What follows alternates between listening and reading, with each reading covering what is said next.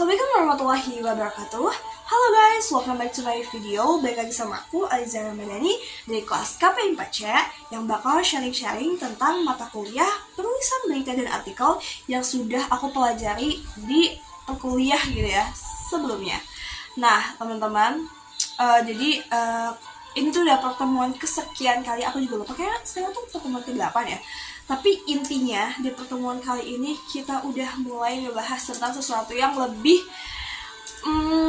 seru nggak ya? Jadi lebih sedikit menegakkan dan lebih sedikit serius gitu ya. Sebenarnya emang selalu serius, tapi ini tuh kayak sedikit lebih serius. Kenapa? Karena untuk di pertemuan kali ini tuh kita ngebahas tentang tata cara penulisan jurnal ilmiah. Like, wow, itu bener-bener kayak sedikit menegakkan. Kenapa? Karena kayak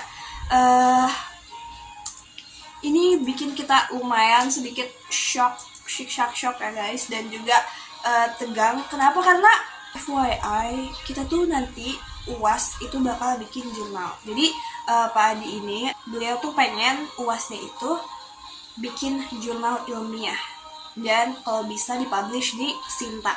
Dan sekarang kita ngebahas tentang tata cara penulisannya. Itu kayak berarti kita udah mulai masuk ke fase itu. Maksud kita tuh kayak berarti kita tuh udah semakin dekat dengan UAS dan kita tuh emang udah harus mulai prepare untuk membuat jurnal ini gitu loh. Jadi kayak ini sedikit menegangkan dan sedikit lebih serius ya. Kita berarti sekarang udah kayak Oke, jadi kemarin tuh kita ngebahas tentang jurnal ilmiah dan juga tata cara penulisannya. Jurnal ilmiah ini sebenarnya buat apa sih? Kenapa harus dibikin dan kenapa harus dipublish di Sinta gitu? Kenapa harus dipublish gitu? Kenapa kita nggak kayak udah cuma tulisan tangan kita aja, kayak tulis kita aja gitu? Nah, jadi sebenarnya tujuan dari jurnal ini sendiri adalah menyampaikan sesuatu atau informasi gitu ya. Nah, tapi kenapa kita harus mempublishnya di Sinta? Itu karena dari kemarin yang udah dikasih tahu oleh Pak Adi dan juga yang udah didiskusikan bersama teman-teman di kelas, yaitu yang pertama itu demi kepentingan akreditasi. Kenapa? Karena semakin banyak mahasiswa yang mau publish jurnalnya, itu semakin kelihatan dan itu akan mempengaruhi akreditasi dari si jurusan tersebut gitu. Yang kedua itu bikin nama kampus kita ini semakin dikenal gitu ya. Seperti yang kalian tahu, kalau misalnya kita publish di Sinta itu biasanya kayak ya kan bakal ada algoritma dari Google itu sendiri. Cuma at least di situ tuh nama dari kalau misalnya emang jurnal kita muncul, itu bakal kelihatan nih nama UIN kita gitu. Karena sebenarnya kalau misalnya kita cari jurnal UIN itu kayak masih sedikit dibandingkan oleh jurnal-jurnal universitas lain gitu. Dan yang ketiga itu juga sebenarnya katanya kemarin itu bahwa untuk meningkatkan angka dari penulis di Indonesia gitu ya. Seperti yang kita tahu ya bahwa di luar negeri itu lebih masif gitu daripada di Indonesia tentang terkait penulisan jurnal ilmiah ini gitu. Jadi kita pengen orang Indonesia atau mahasiswa di Indonesia itu lebih aktif dalam mempublish jurnal milik kita sendiri gitu, kayak tulis kita sendiri. Dan kita juga ya itu ngalahin universitas lain gitu yang ada di luar negeri, kayak universitas ya internasional lah gitu. Nah kemarin juga kita bahas tentang emang nulis jurnal itu susah ya? No, nulis jurnal itu gak susah, tapi juga gak gampang. Ya sebelum kita nyoba, kita belum bisa bilang itu gampang atau susah. Tapi menurut Pak Adi kemarin yang udah dikasih tahu, beliau bilang kalau nulis jurnal itu sebenarnya nggak susah dan juga nggak gampang. Kenapa? Karena sebenarnya kita juga bisa nulis berapapun misalnya kayak berapa lembar pun gitu, dibanding dari halaman yang udah kita bikin di kelas ya sampai 30 halaman. Kalau misalnya jurnal ini sebenarnya kan bahkan Pak Adi pun bikin 5 lembar aja juga nggak apa-apa, diterima gitu loh, dan berhasil terpublish gitu ya. Nah makanya ya tergantung kita mau gerak atau enggak dan niat atau enggak gitu, kayak gitu teman-teman. Nah dalam penulisannya ada pun ciri-ciri yang dimiliki oleh artikel ilmiah ini juga teman-teman. Yang pertama itu bahwa artikel ilmiah atau jurnal ilmiah itu harus bersifat objektif.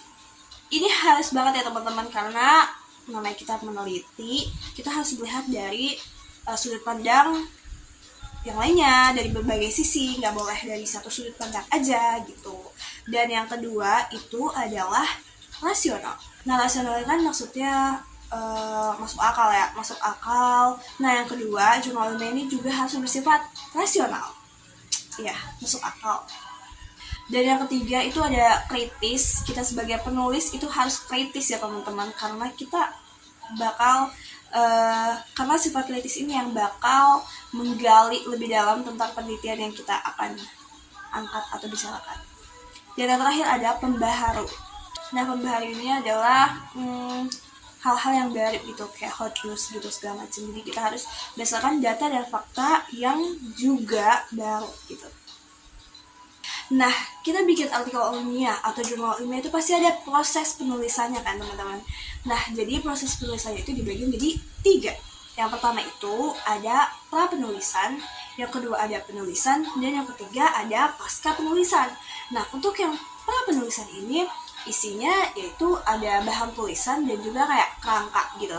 Nah, yang kedua itu pada saat penulisan. Nah, penulisan ini isinya ya draft tulisannya, isi gitu ya, sama juga anatominya. Dan yang ketiga atau yang terakhir ini ada pasca penulisan. Nah, pasca penulisan ini maksudnya kayak penyuntingan dan juga publikasi dari si artikel ilmiah atau jurnal ilmiah. Nah, teman-teman, jadi kayak gitu teknik penulisan jurnal ilmiah yang udah dibahas sebelumnya gitu.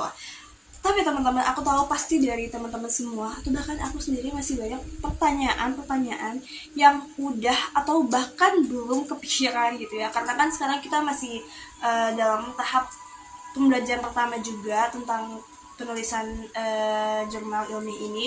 Dan kita juga belum nyoba untuk nulis, kayak ini baru ancang-ancang aja gitu ya. Jadi kita masih kayak, walaupun aku tahu dan yakin teman-teman juga pasti punya pertanyaan-pertanyaan lebih mengenai teknik penulisan jurnal ilmiah ini.